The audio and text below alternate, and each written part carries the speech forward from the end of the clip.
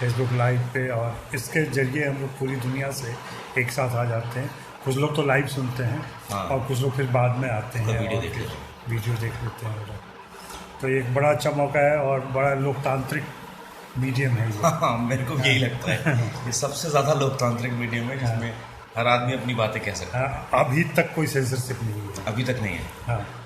चलो, thank God. तो और ये बातचीत खास करके इस वजह से हम कर रहे हैं कि पिछले दिनों आपकी जो फिल्म आई तुम्हारी सुलू, उसमें जो अशोक का आपने किरदार निभाया, उसको देखते हुए लड़कों के मन में पता नहीं क्या हुआ जा रहा होगा, लेकिन तमाम महिलाएं उनके अंदर जाकर के ऐसा पति सबको मिलना चाहिए। हाँ, ये एक बड़ा इंटरेस्टिंग कैंपेन भी शुरू हुआ था ट्विटर पे कल परसों की, बी लाइक अशोक हैशटैग। और सब लोग और एक आर्टिकल भी बहुत अच्छा आया था कि तुम्हारा अशोक, कि जिस तरीके से सुरेश त्रिवेणी ने एक पुरुष, एक मेल, एक हस्बैंड को जिस तरह से दिखाया फिल्म में, पहली बार जो पैर भी दबा देता है और ये भी कर देता है और पूरा सपोर्ट करता है, तो वो एक, और ऐसे हैं बहुत, मतलब क्योंकि दिखाया नहीं जाता फिल्मों में इस तरीके का हस्बैंड। हमेशा एक ऐसा है कि एक पावरफुल इस तरह का दिखाया नहीं गया, वरना मैंने तो यही देखा, मेरा भाई मेरी भाभी आपने बताया था मुझे ट्विटर पे बताया था, खूबसूरत मानस और इस तरीके से मैंने बहुत सारे लोग देखे हैं, और जिनकी शादी लंबी चलती है उनमें तो हमेशा इक्वेशन ऐसे बदलते रहते हैं कि कई साल का फिर बदल होता रहता है, और वो बहुत खूबसूरत है ऐसा। जी जी। तो क्या बेसिक सुरेश त्रिवेणी जी ने क्या टिप्स दिए थे या क्या ऑनलाइन इंस्ट्रक्शन था उनका? सुरेश त्रिवेणी ने असल में वो बड़े अद्भुत राइटर हैं कि उन्होंने एक वर्ड, एक चीज़, एक जेस्चर उनका फिक्स था, पूरी तरह लिखा हुआ था, और उसके ऊपर से वो पूरी तरह ओपन थे। मतलब इतने ओपन थे कि हम लोग इम्प्रोवाइज भी लास्ट में करते थे और वो तुरंत मान जाते थे कि हाँ ये बड़ा इंटरेस्टिंग है। वो सुरेश त्रिवेणी बहुत ज़्यादा ओपन थे इस मामले में। और मुझे बड़ा पसंद भी आया कि वो कोई भी नई चीज़ या कोई भी नया आइडिया, कोई भी नया, उसको छोड़ते नहीं थे। तो हम लोगों ने अशोक को इस तरह से बिल्ड किया कि उन्होंने कहा कि मुझे तो एक ऐसा आदमी चाहिए जो, उसका खुद का कोई परिवार नहीं है, और ये सुल्लू का जो उसका परिवार है उसको एक साथ रखना चाहता है, खुश रखना चाहता है, सब खुश रहे, उसका अंतिम मोटिव है। तो ये बड़ा यूनिक था, और ऐसा कुछ भी मैंने नहीं किया था इसके पहले। मैंने लोगों को सिर्फ डराया है। मैंने मारा है या मरा हूँ। तो मेरी माँ भी बड़ी परेशान हो गई थी कि यार तुम हर फिल्म में मर जाते हो, ऐसा मत करो। उनको थिएटर छोड़ के जाना पड़ता है मेरे जो है डेथ सीन के पहले। तो मैंने कहा चलो ये अच्छा एक चेंज है, और बहुत अच्छा चेंज है। तो हम लोगों ने मैं सुरेश त्रिवेणी से रोज यहाँ कैफे पे 1 महीने मिलता रहा, सुबह कॉफी पीते रहे हम साथ, और वो जो बातचीत हुई वो मेरे ख्याल से you need to spend time with your director. आप अगर सेम पेज पे आ गए फिर सारा वॉक बहुत अच्छी है। तो वो बहुत अच्छा हो गया था। फिर हमने रिहर्सल की 10-15 दिन फिल्म के पहले, उसमें हमने सब तोड़ लिया, सारा कुछ, जो मेरे प्रॉब्लम थे, जो उनके प्रॉब्लम थे।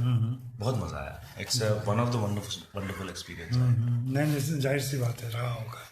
लेकिन जो ये तो उनकी तरफ से हुआ कि भाई ऐसा करना है हमें, लेकिन जब आप तैयारी कर रहे होंगे और उसको पर्दे पे निभाने के लिए सोच रहे होंगे, तो जैसा कि आपने कहा कि मानस आपके दिमाग में मानस थे, और उसके अलावा ऐसे क्या कि अमूमन हम लोग सुनते रहे हैं कि लोग या एक्टर अपने पुराने अनुभवों को ही जीते हैं, या पुराने चाहे देखा हो, सुना हो, खुद जिया हो, ये चीजें होती हैं। मेरे को अशोक में सबसे ज्यादा प्लस पॉइंट जो लगा था, जो कैरेक्टर का था, एक तो वेल रिटन कैरेक्टर, तो एक्टर के लिए आसान हो जाता है, और दूसरा मैं ज्यादा जिंदगी में अगर सिर्फ विवाह छोड़ दे, मैं बहुत अशोक जैसा हूँ। मतलब अगर कोई मुझे सच में डांटता है या कभी ऐसा हुआ कि ऐसी, मैं चुप हो जाता हूँ। मैंने कभी अपने जीवन में रिएक्ट नहीं किया। मतलब सबसे ज्यादा कठिन से कठिन सा उस पर भी जब ऐसा हुआ कि नहीं अब मुझे शायद कुछ करना चाहिए, चिल्लाना चाहिए, मारना चाहिए, मैं कभी नहीं कर पाया। मैं हमेशा चुप रह के, मुझे वायलेंस से बहुत डर लगता है। मतलब डर नहीं लगता मुझे, मैं सहन नहीं कर सकता कोई किसी को मारता हुआ। तो वो जो वायलेंस का मेरे भी अंदर वो है ही। तो जो सीन है जो मेरे ऑफिस में है, वो सब मैं एक्चुअली जी रहा था।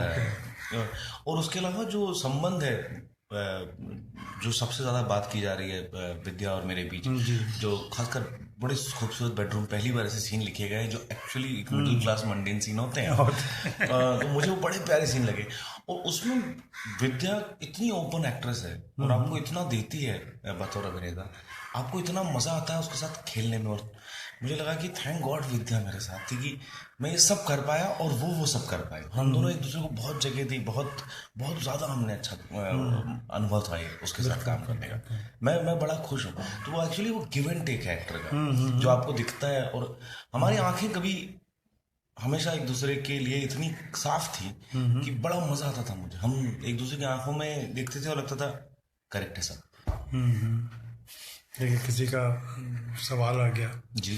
वो कह रही है कि अभी मैं यही गाना सुन रही हूँ। हाँ, और तब तक आप लाइव दिख गए। तो एक तो वो है बंजा रानी जो है गाना इतना, तो सुन मेरी रानी, सुन मेरी रानी, तो मेरी रानी। और यहाँ आप लाइव मिल गए। आपने कहा कि आप पर्दे पे पहली बार इस तरह का डांस कर रहे हैं। हाँ। तो मैं जानना चाहूँगी लोगों का रिएक्शन कैसा रहा आपके डांस को लेकर, खासतौर पर आपके परिवार का। मेरी माँ गदगद हो गई। मेरी माँ जानती है कि मैं ऐसा हूँ। असल में जितने भी मैंने पुराने रोल किए हैं मेरी माँ को बहुत अच्छे लगा मेरा काम, ऐसा नहीं है। लेकिन उन्होंने कहा कि ये जो एक है जो तू है वो पहली बार इसमें दिखा है मुझे कि जो मैं नाचता हूँ। क्योंकि मैंने होशंगाबाद गांव में पला बड़ा हूँ, वहां पे मैंने सनी डांस क्लब खोला था। और मैं सारे जो है नाइयों को और अपने दोस्तों को, उनकी बहनों को, जो भी एक्चुअली शादी में डांस करना चाहता है, उनको मैं डांस सिखाता था। क्योंकि उस गांव में सिर्फ मैं ही ब्रेक डांस कर पाता था। तो वो ये सारी चीजें मेरी माँ ने देखी हैं मेरी। तो वो बड़ी गदगद हुई, मेरा भाई बहुत गदगद हुआ। इतना एक ऐसा कैरेक्टर देख के जो इतना लवेबल है, इतना। और बंजा रानी इतना बड़ा हिट हुआ कि उसने एक्चुअली मेरी सिर्फ गाने नहीं, मेरी पुरानी छवि को पूरी तरह खत्म कर दिया। तो मैं उस बात को लेके बड़ा खुश हूँ कि जो एक्सेप्टेंस है वो गाने से ही हो गई थी। जी। तो मेरे को पूरी फिल्म की जरूरत नहीं पड़ी। मैं सोचा था कैसे, लेकिन वो हो गया। लेकिन एक एक्टर की जर्नी में, चाहे वो आप नेगेटिव रोल करते रहे हों या अभी इस रंग, मतलब एक्स्ट्रा पॉजिटिव रोल है ये, सिर्फ पॉजिटिव ही नहीं है। इस तरह का रोल जो हिंदी फिल्म इंडस्ट्री का एक चलन है, इमेज में बांधना और एक स्टीरियोटाइप बना देना, और फिर उससे काम कई बार वो फायदेमंद भी होता है। हाँ, उससे काम मिलता रहता है, काम भी मिलता रहता है और एक खास तरह का।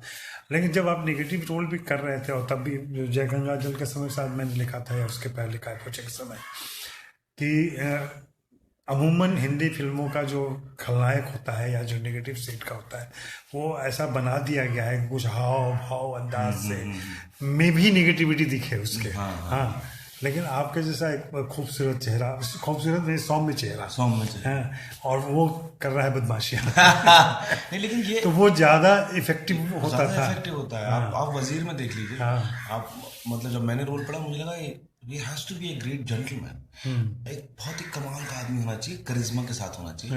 बट उसमें कोई भी हा ठीठी कुछ नहीं होना चाहिए। ये आम आदमी है। कौन आदमी अपने जीवन में कहता है हाँ देखो मैं बहुत गंदा आदमी हूँ? कोई नहीं कहता। तो हम तो वही फिल्में बना रहे हैं जो बिल्कुल आम आदमी से। तो वो एक बहुत अच्छा। और दूसरा, आप अपने घर में अपने मिरर के सामने खड़े होकर कई बार कहते हैं कि मैं तो ये भी कर सकता हूँ, ये भी कर सकता हूँ, हीरो भी बन सकता हूँ, लेकिन कोई और आपको ये देखे वैसा, ये बहुत जरूरी है। तो उसके लिए मेरे पास पेशेंस बहुत है। तो मैंने कुछ 1.5 साल कोई काम नहीं लिया। हाँ, बीच में काफी लंबा। हाँ, जबकि बहुत फिल्में आई, मुझे लगा या तो मैं कुछ और करूंगा या मैं नहीं करूंगा, क्योंकि मैं बहुत जल्दी बोर हो जाता हूँ एक जैसी चीजों से। और मुझे कुछ ऐसा करना था जो मैंने पहले कभी नहीं किया। तो ये समझ लीजिए मेरी किस्मत अच्छी थी कि सुरेश त्रिवेणी उसी समय फिल्म बना रहे थे और उन्होंने मुझे चुना। तो ऐसा है। नवाज देख रहे हैं आपका? नवाज देख रहे हैं? हाँ, नवाज सिद्दीकी। नमस्कार नवाज, क्या हाल है?